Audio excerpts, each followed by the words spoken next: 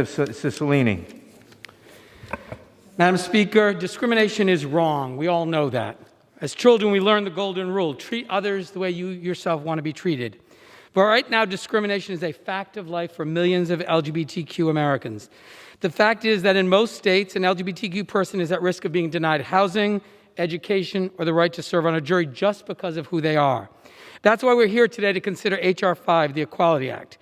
The Equality Act does no more and no less than say LGBTQ people deserve the same rights and responsibilities as all other Americans, most fundamentally the right to live lives free of discrimination. It builds on the Civil Rights Act and other existing laws to extend anti-discrimination protections to lesbian, gay, bisexual, and transgender Americans. President Biden has said getting this bill signed into law is one of his top priorities for his first 100 days in office. And I want to thank him and a few other folks for making this bill a priority: Speaker Pelosi, Majority Leader Hoyer, Whip Clyburn, and the co-chairs of the LGBTQ Equality Caucus: Mark Takano, Mark Pocan, Sean Patrick Maloney, Angie Craig, Sharice Davids, Chris Pappas, Mondaire Jones, and Richie Torres. Thank you all for being true champions for our community. Madam Speaker, every American deserves to be treated with respect and dignity. That's what the Equality Act will achieve for the LGBT community by providing protection against discrimination in employment, education, housing, credit, jury service, public accommodations, and federal funding. I'm proud to say this bill has broad support from across the political spectrum, including groups from the U.S. Chamber of Commerce to the ACLU and everyone in between. 83% of Americans support this bill, including 68%, more than 2 out of 3 Republican voters.